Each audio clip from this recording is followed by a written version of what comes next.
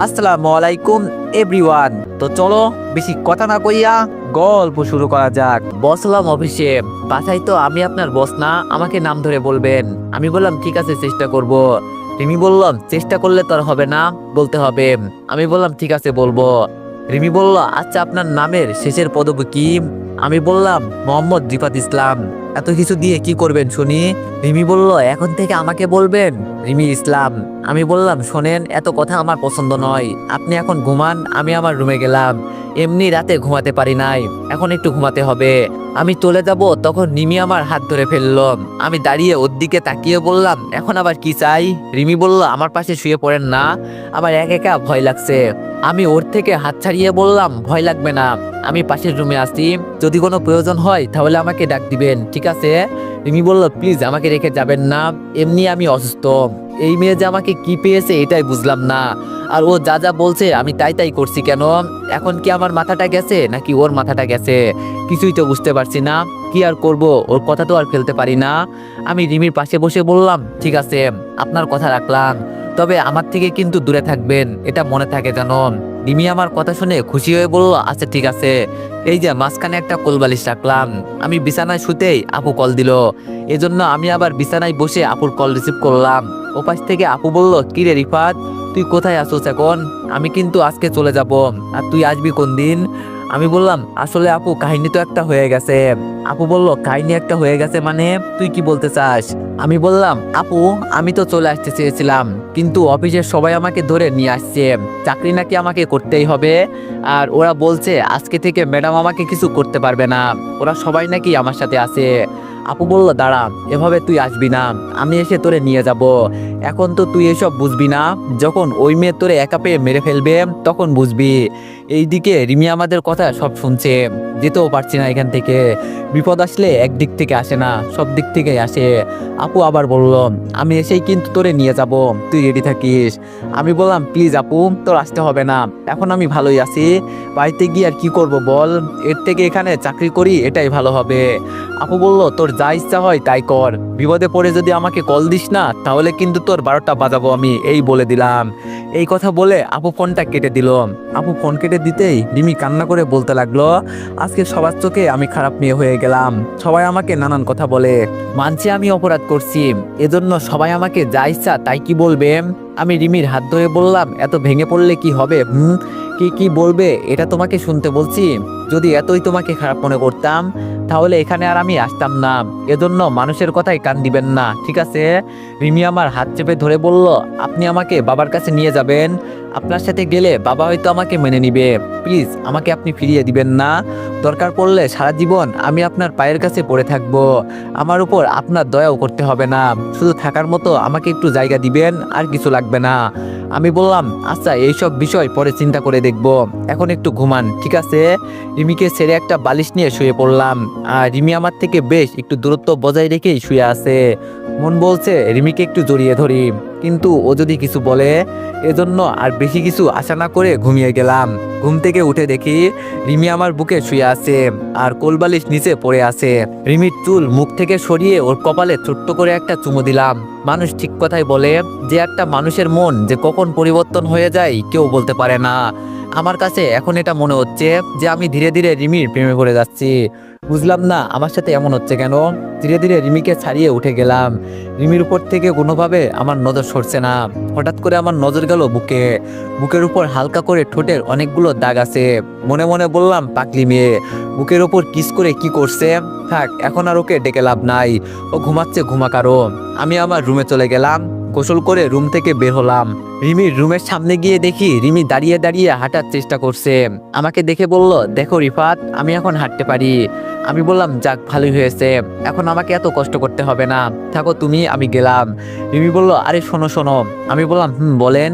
রিমি বলল আমি এখন বসে বসে কিছু অফিসের কাজ করব, আমাকে একটু সাহায্য করবে তুমি? আমি বললাম আপনার কাজ নিয়ে আপনি বসে থাকেন, আমি এত কাজ করতে পারবো না, গেলাম আমি, থাকেন আপনি।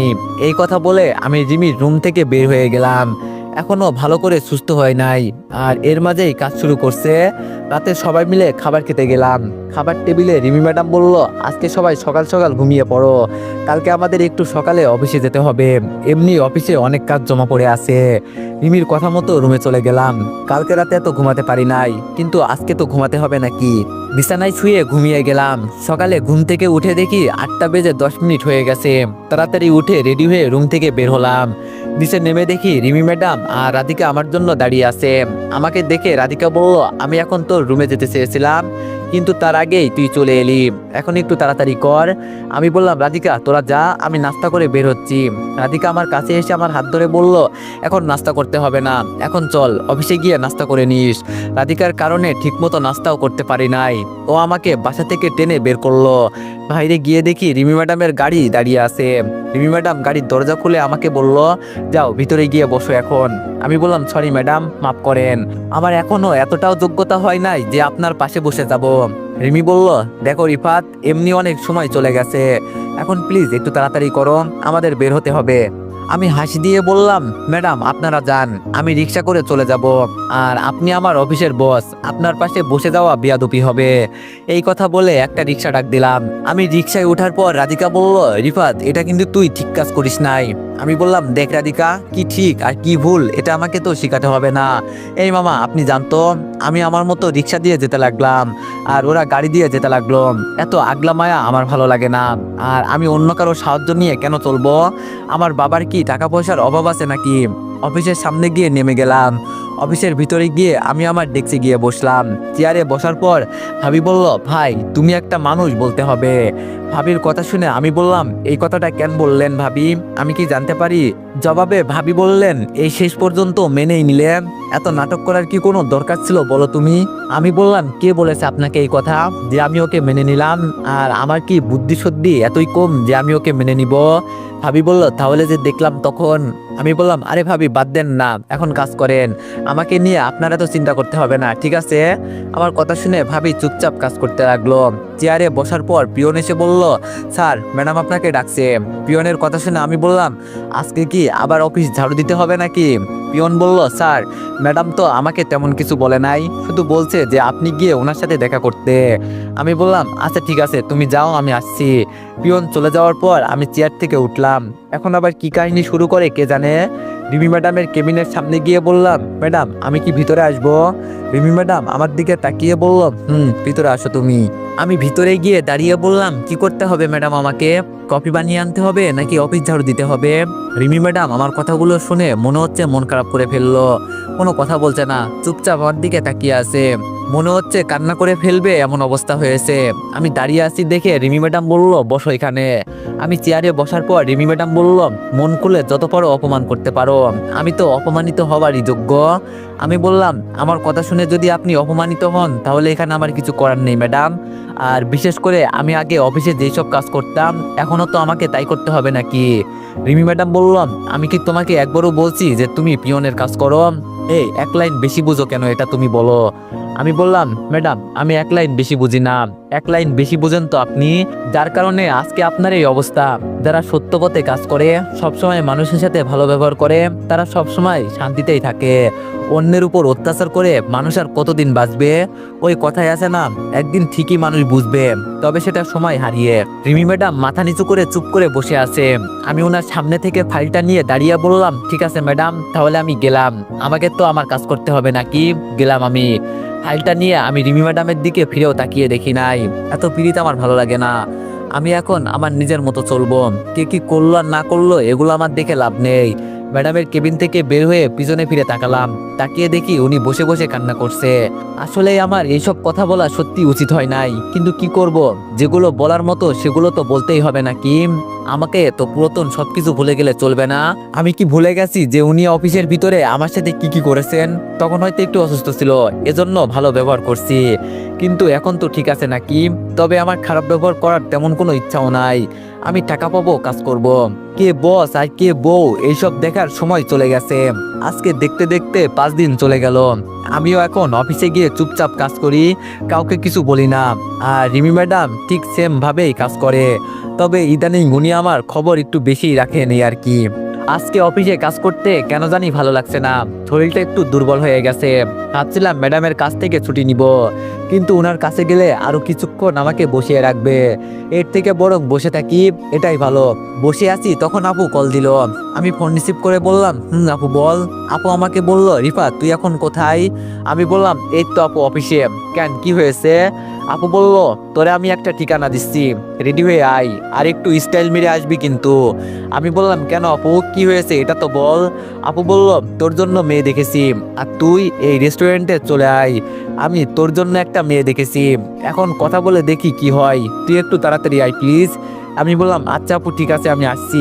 কিন্তু হঠাৎ করে মেয়ে দেখলি কেন? আপু বলল, তুই বুঝি বিয়ে করবি না, যে বললি হঠাৎ করে মেয়ে দেখলি কেন? একটা ডাইনির পাল্লায় পড়ে তো জীবনটা নষ্ট করলি, এখন যদি ভালো কিছু হয় তাহলে ভালো না বল? আমি বললাম, আপু এখন আমার বিয়ে করার কোনো ইচ্ছা নাই। আপু বলল, দিব একটা মাথায় তোর, এখন তাড়াতাড়ি আয়, কোনো কথা বলিস না। আমি বললাম, আচ্ছা ঠিক আছে আমি আসছি, তুই একটু বস। আপু বলল, আর সাথে করে কিন্তু রাধিকাকে নিয়ে আসবি। আমি বললাম, ওকে আপু। কল কেটে দিয়ে রাধিকার কাছে গেলাম, গিয়ে দেখি ও খুব মনোযোগ দিয়ে কাজ করছে। আমাকে দেখে বলল, কিরে রিফাত, কাজ নাই? আমি বললাম, কাজ আছে, তবে এখন একটু বাইরে যেতে হবে, চল ম্যাডামের কাছে গিয়ে ছুটি নিয়ে আসি। রাধিকা বলল, বাইরে যাবি তো তুই যা, আমি যাব কেন? আমি বললাম, আমি গেলে তোর যেতে হবে, এখন চল। রাধিকা বলল, আমি যাব না ভাই, তুই যা। আমি বললাম, দেখ মেজাজ কিন্তু গরম আছে, মাথায় তুলে কিন্তু এক আছাড় দিব। রাধিকা চেয়ার থেকে দাঁড়িয়ে বলল, মাঝে মাঝে তুই আমাকে এত প্যারা দিস কেন বলতো? আমি বললাম, প্যারা দিতে আমার ভালো লাগে এজন্য দিই, এখন চল ম্যাডামের কেবিনে যাই, গিয়ে দেখি উনি কি করে। রাধিকাকে নিয়ে ম্যাডামের কেবিনে চলে গেলাম, গিয়ে দেখি উনি চেয়ারে হেলান দিয়ে কি জানি চিন্তা করছে। আমাদের দেখে ঠিকমতো বসে বলল, আজকে যে দুইজন একসাথে আসলে ব্যাপার কি? আমি বললাম, ম্যাডাম আমাদের আজকে ছুটি লাগবে। রিমি বলল, ঠিক আছে মনে করো ছুটি দিলাম, কিন্তু কি কারণে যাবে এটা তো বলতে হবে নাকি? আমি বললাম, ম্যাডাম এটা বলতে পারবো না, তবে আমাদের ছুটি লাগবে এটাই শুধু জানি। রিমি বলল, আমি বলছি না কারণ ছাড়া আমি কাউকে ছুটি দিব না, আগে বলো কেন ছুটি লাগবে, পরে আমি চিন্তা করে দেখব। বুঝেছি, ওনাকে না বললে আমাদের ছুটি দিবে না, এজন্য আমি বললাম, ম্যাডাম আপু বলল আপনাকে আমার জন্য মেয়ে দেখেছে, আর ও কোনো একটা রেস্টুরেন্টে বসে আছে আমাদের জন্য, এখন আমাকে গিয়ে ওই মেয়ের সাথে কথা বলতে হবে, এজন্য আমার ছুটির প্রয়োজন। আমার কথা শুনে রিমি ম্যাডামের মুখ থেকে কথা হারিয়ে গেল। রাধিকা তো অবাক হয়ে আমার দিকে তাকিয়ে আছে, আমি যে এমন কিছু বলবো ওরা হয়তো ভাবতেও পারে নাই। তো এভরিওয়ান, সবাই একটু নেক্সট পার্টের জন্য একটু বেশি বেশি লাইক আর কমেন্ট করে দিও। ধন্যবাদ।